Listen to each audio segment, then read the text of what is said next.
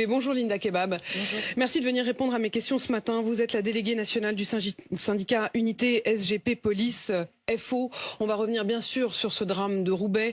On va aussi parler de la question de la lutte contre la drogue, de la décivilisation aussi, comme nous dit Emmanuel Macron, de la montée de la violence. Mais d'abord, ce drame, bien sûr, vous serez tout à l'heure à Roubaix pour l'hommage qui sera rendu à Paul, Manon et Steven.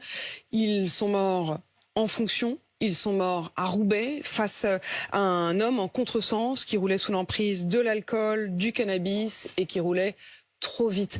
D'abord, l'émotion, ce moment d'émotion qui va être rendu par la nation. Emmanuel Macron sera présent. C'est important pour vous de partager cette émotion. On sent que vous êtes tous policiers, encore extrêmement émus quelques jours après. Émus, sidérés et encore à quelques heures de cet hommage, nous n'y croyons pas. 3 d'entre nous, d'un coup fauchés, une brigade décimée, un service traumatisé, des familles brisées. Steven, Paul, Manon, un père de famille d'un enfant qui ne verra plus son père, un futur père dont l'enfant ne connaîtra jamais finalement qu'est-ce que la figure paternelle, et une jeune fille aux portes de la vie. Fauchés, eh bien, comme vous l'avez si bien décrit, et je remercie que vous ayez eu la décence de ne pas utiliser le mot accident, parce que personne n'a encore fait l'enquête, en tout cas elle est en cours, et on s'interroge aussi de la manière de conduire quand face à vous, vous avez une voiture sérigraphiée bleu, blanc, rouge avec un gyro. On ne peut pas se permettre aujourd'hui de dire que ce n'était qu'un accident. En tout cas, c'est une personne. Je vais vous arrêter un instant là-dessus, parce que ce que vous dites, il faut aller au bout de ce que moi j'entends. En tout cas, vous avez l'air de dire quasiment que la voiture de police a été ciblée parce que voiture de police. Non, je dis juste que depuis plusieurs jours, on entend dire, notamment sur les plateaux télé, que ce n'est qu'un banal accident. Alors, il n'y a jamais rien de banal dans un accident dramatique qui fauche des vies. Encore moins rien de banal lorsqu'il s'agit d'une personne qui a consommé de l'alcool. On parle de 2 grammes dans le sang. Ça veut dire 10 verres, pour que les gens comprennent, c'est 10 verres de whisky par exemple. Et puis également de la consommation de stupéfiants. Mais c'est aussi une personne qui arrive en face d'une voiture de police bleu, blanc, rouge, voiture de police qui a le bleu.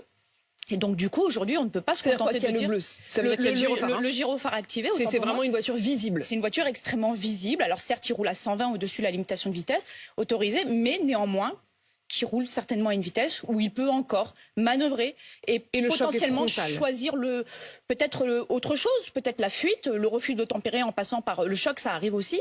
Tout est possible. Ce que je veux dire aujourd'hui, c'est qu'à cette heure-ci, que le conducteur est mort. Oui, je rappelle justement qu'à cette heure-ci, il y a encore une enquête en cours. Et on ne peut pas banalement se contenter. Moi, je ne fais que répondre à ceux qui disent que ce n'est qu'un accident de la route parmi d'autres.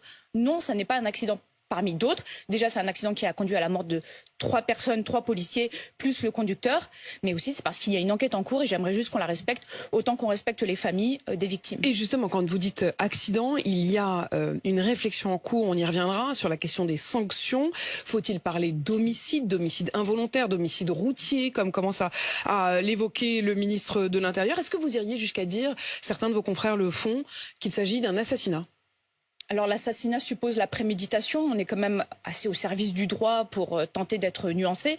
Néanmoins, je rappelle 3 faits qui ont marqué ces dernières années. Septembre 2020, Romain Boulange, policier, qui à Villeneuve-d'Ascq, quasi au même endroit, est tué par une femme alcoolisée, qui n'a pas respecté la priorité à la voiture de police. Aujourd'hui, elle est libre.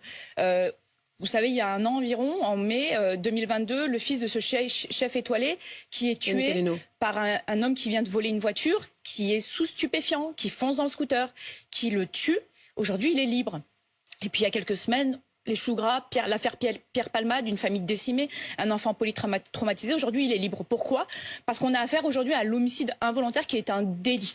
Or, on ne peut plus décemment dire, et on entend les associations des familles des victimes, d'ailleurs ce chef étoilé l'a dit il y a quelques jours, qu'on n'a plus le droit d'utiliser le mot involontaire, c'est indécent.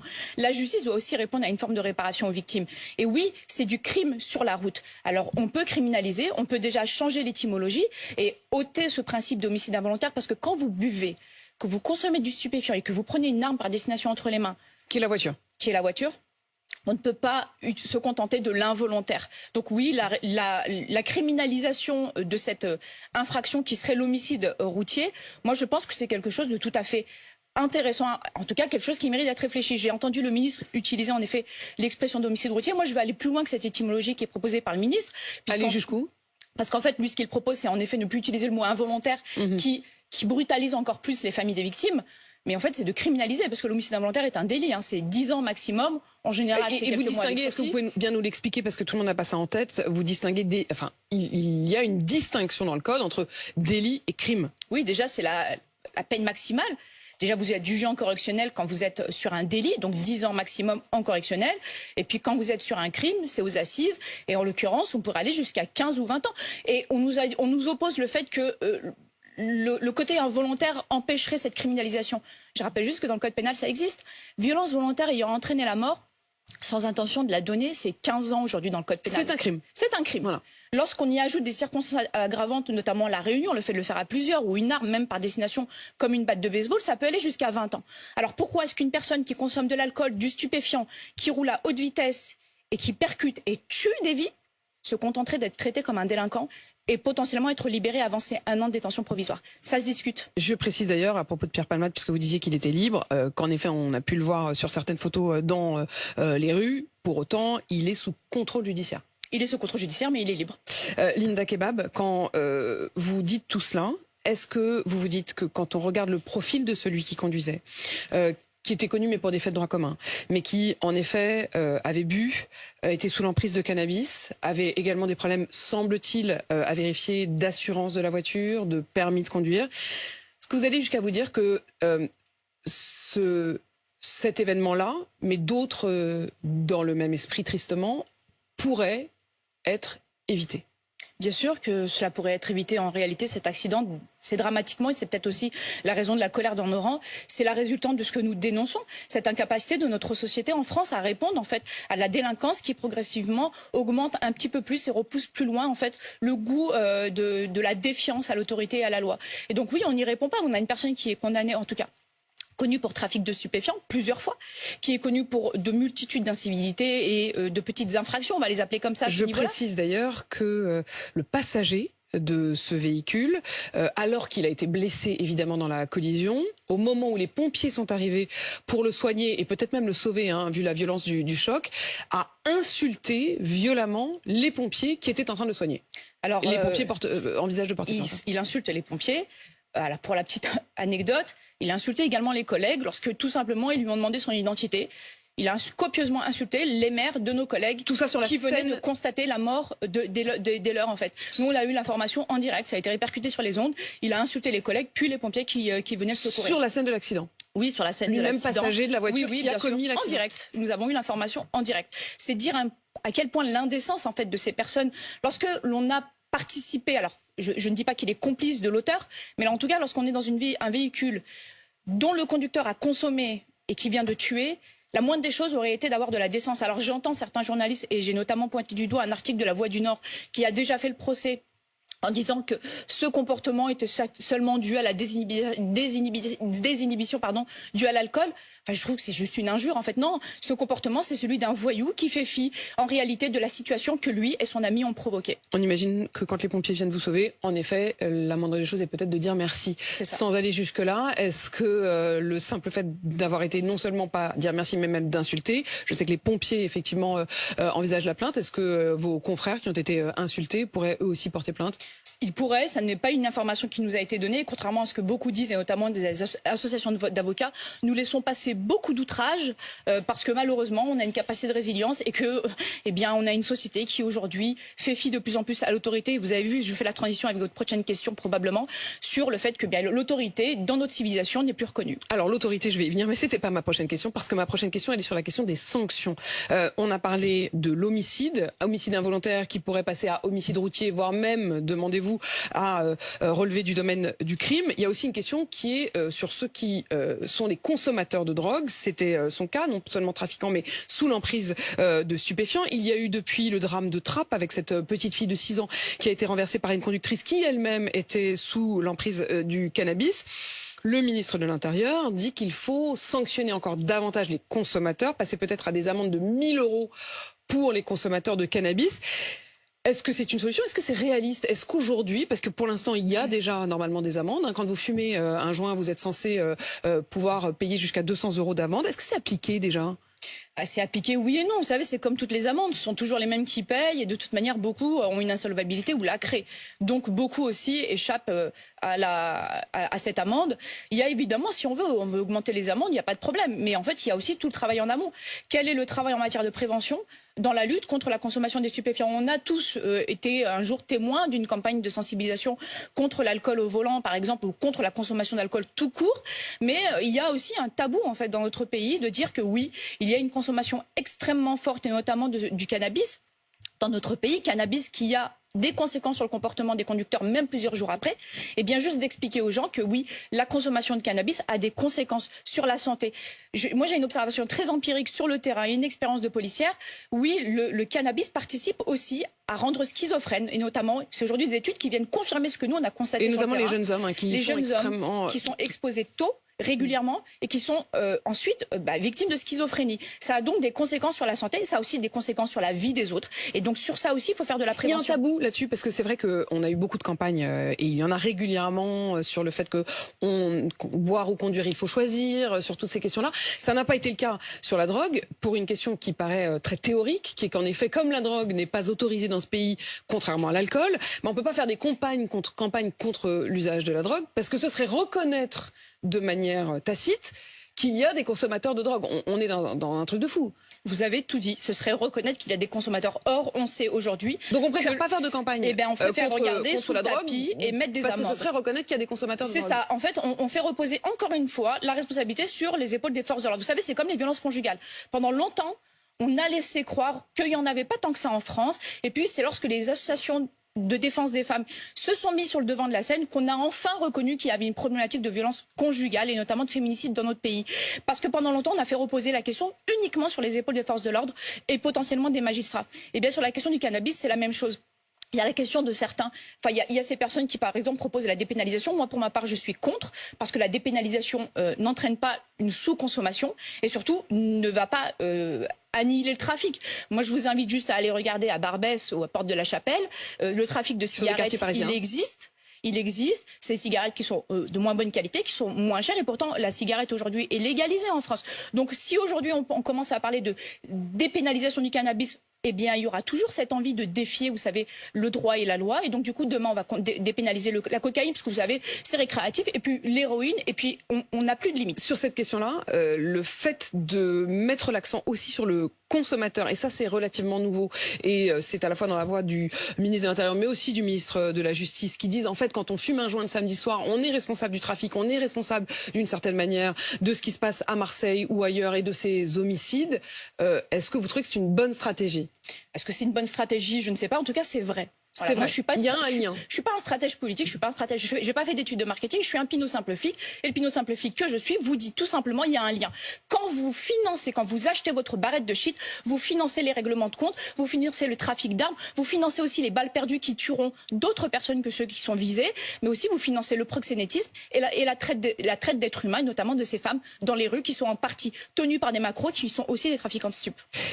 Linda Kebab, la question de l'autorité, vous y veniez, ces mots d'Emmanuel Macron hier au moment du Conseil des ministres, il a parlé à ses ministres de décivilisation de la société. Il faut être intraitable sur le fond, a dit Emmanuel Macron, aucune violence n'est légitime, qu'elle soit verbale ou contre les personnes, il faut travailler en profondeur pour contrer ce processus de décivilisation. Est-ce que vous êtes d'accord avec le diagnostic ?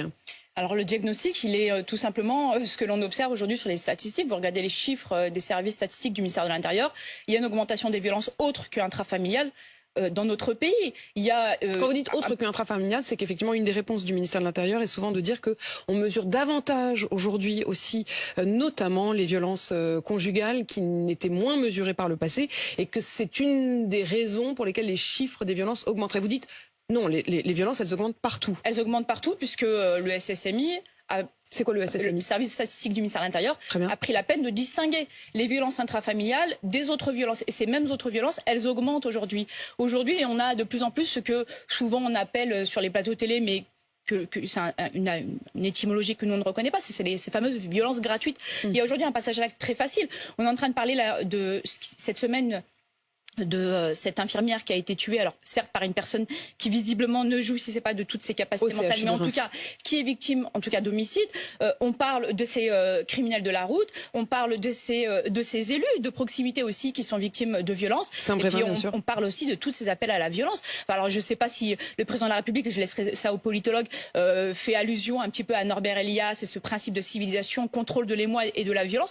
Mais oui, en fait, c'est ce qui fait aujourd'hui une civilisation moderne. Effectivement, quand vous citez Norbert Elias, qui est donc un philosophe des années 30, qui disait que le processus de civilisation, c'est le fait de s'améliorer en quelque sorte, de s'éloigner du processus de jungle ou de la loi du plus fort, d'être davantage toujours dans le respect. Et c'est ça, une sorte de processus de progrès vers la civilisation. La décivilisation, ce serait à l'inverse, le fait de retourner en quelque sorte à la loi de la jungle, à la loi du plus fort et retourner à la violence entre les individus. C'est ça. Et il y a deux choses à observer. Il y a la première, c'est vrai, cet échec de notre société à répondre au délit ou au crime, et donc de plus en plus à ce système qu'il veut que le plus faible soit soumis au plus fort. On le voit notamment dans les quartiers populaires où les caïds sont intouchables, impunis et continuent de manière permanente. Oui, encore aujourd'hui, on fait des spots sur des opérations stup. Mais enfin, le nombre de morts, on a 21 personnes qui sont mortes dans le cadre de règlement de compte à Marseille depuis le début de l'année. Enfin, ça veut tout dire. Ça veut bien dire qu'en réalité, la problématique, elle existe toujours. Et ça veut dire qu'aujourd'hui, les quartiers sont toujours sous le joug de ces caïds. A-t-on les moyens d'y mettre fin? A-t-on les moyens de renverser ce processus, si on en croit effectivement le président qui dit qu'il y a un processus de décivilisation? Est-ce qu'on peut faire repartir vers la bonne marche de la vie en société et vers un retour à un processus de civilisation? Eh bien, il y a ce premier point, celui dont je vous ai parlé il y a quelques instants, les délinquants et les criminels. Et puis, il y a aussi cette violence qui est de plus en plus acceptée dans notre société. Nous, en tant que force de l'ordre, on l'a constaté. Vous savez, pendant le mouvement des Gilets jaunes, il y avait des personnes qui exerçaient des violences. Et de plus en plus de nos concitoyens validaient, encourager ces violences. C'est des personnes qui ne passent pas par la violence nécessairement, mais qui l'encouragent et qui la justifient au regard. Qui en sont complices ? Qui en sont complices, non, parce que c'est un soutien moral, c'est un soutien sur les réseaux sociaux, mais qui se satisfont en tout cas de policiers qui sont agressés, qui sont violentés, qui sont tabassés par des black blocs. Donc oui, il y a de plus en plus cette question aussi de notre civilisation, dans laquelle nos concitoyens disent que, eh bien, le système n'est pas capable de leur rendre justice, alors ils se font justice eux-mêmes. Oui, il y a une capacité à revenir en arrière. Pourquoi ? Quand vous dites ça, ça veut dire que vous estimez qu'une des responsabilités, c'est la question de la justice, c'est l'application des peines, c'est le fait que vous, policiers, vous fassiez votre boulot au début de la chaîne, mais qu'ensuite, au moment du jugement, les jugements soient à la hauteur et appliqués. Alors, il y a plusieurs éléments qui seraient bien trop longs à développer dans le cadre dans ce format-là, mais il y a évidemment ce rocher de Sisyphe des policiers en permanence où nous sommes là face à un tonneau de Danaïde et qui malheureusement n'est pas palpable pour le concitoyen parce qu'en réalité, la réponse tout au bout de la chaîne qui ne nous appartient pas n'est pas suffisante. C'est déjà une première chose. Il y a aussi la question de la justice sociale et économique face à laquelle on est un petit peu confronté. Aujourd'hui, on a quand même des mobilisations à laquelle je participe depuis janvier contre une réforme des retraites jugée parce que en effet, vous parliez des manifestations, mais c'est des manifestations auxquelles aussi vous participez pour le coup en tant que syndicaliste, représentante du syndicat Unité SGP Police FO. Vous avez combattu la réforme des retraites. Oui, et dans le drame, ce que l'on constate, c'est qu'en dehors du cortège de l'intersyndicale officiel où tout se passe bien, il y a ce cortège du Black Bloc qui, je vous le dis très sincèrement, et je l'ai observé moi-même, a de plus en plus de soutien, et même de soutien physique. C'est-à-dire qu'avant, le cortège était petit et uniquement constitué des personnes qui passent à l'acte. Aujourd'hui, on a des personnes très lambda, je vais pas caricaturer, mais un peu format gilet jaune, qui viennent les soutenir, voire même servir de bouclier, notamment lors des charges. Vous savez, ces fameuses images où on entend dire que les policiers chargeraient des manifestants. Non, on charge le Black Bloc qui exerce des violences, sauf que malheureusement, entre le Black Bloc et les policiers se mettent des personnes qui aujourd'hui leur apportent leur soutien. Qui volontairement se mettent là comme des boucliers humains, comme vous dites. Bien sûr, et évidemment. Enfin, moi, je l'ai constaté et de toute manière, c'est répercuté aujourd'hui sur les informations qui sont données sur la voie publique. Ça n'est pas au sein du cortège de l'intersyndicale que ça se passe. Je le précise, ce ne sont pas des manifestants, ce sont des personnes qui viennent pourrir la manifestation. Eh bien, aujourd'hui, ça c'est inquiétant et ça participe aussi peut-être à ce processus de décivilisation où là, la violence sont justifiées comme étant une explication de la colère. Violence contre les figures d'autorité. Au-delà de ce qui s'est tragiquement passé à Roubaix, on a appris cette nuit qu'hier soir tard, un conducteur a refusé de s'arrêter lors d'un contrôle de la route à Vienne, dans le sud de Lyon. Il a été interpellé, mais il a renversé un de vos collègues, un commandant de police qui a été gravement blessé. Le conducteur conduisait sous l'emprise de l'alcool et des stupéfiants. Il y a également, vous le disiez, les élus. On pense bien sûr à Saint-Brévin qui est victime de violences, le maire qui a fini par démissionner. Il y a cette infirmière. Est-ce que vous faites un lien entre ces figures, ce qu'elles représentent pour la société? Oui, bien sûr. Le policier, l'infirmière, l'élu. Le policier, l'infirmière, l'élu, c'est le dernier finalement interlocuteur dans notre société. Et on a progressivement, et moi je le constate puisque je suis représentante du personnel, annihilé la présence des corps intermédiaires. Vous savez, ces représentants syndicaux qui autrefois étaient le tampon entre l'autorité et le peuple, disons les choses très simplement. Et donc du coup qui permettaient un petit peu cette médiation. Et progressivement, on a eu des politiques qui ont dit que les corps intermédiaires n'avaient pas d'importance. Et puis malheureusement aujourd'hui, ce sont ceux de proximité qui prennent, le policier, l'infirmier, le professeur aussi qu'on a oublié. L'élu de proximité, ce sont des personnes qui sont en réalité reconnues. Et le pompier, on le disait tout à l'heure, insulté encore une fois, alors qu'il vient sauver des figures qui sont reconnues, vous savez, madame, en réalité. Mais parce qu'elles sont reconnues, elles doivent payer pour ceux qui ne sont pas atteignables. Merci Linda Kebab d'être venue dans ce studio. Je vous laisse filer puisque vous partez en direction de Roubaix, puisque vous allez évidemment rendre hommage à vos collègues. Vous êtes déléguée nationale du syndicat Unité SGP Police FO.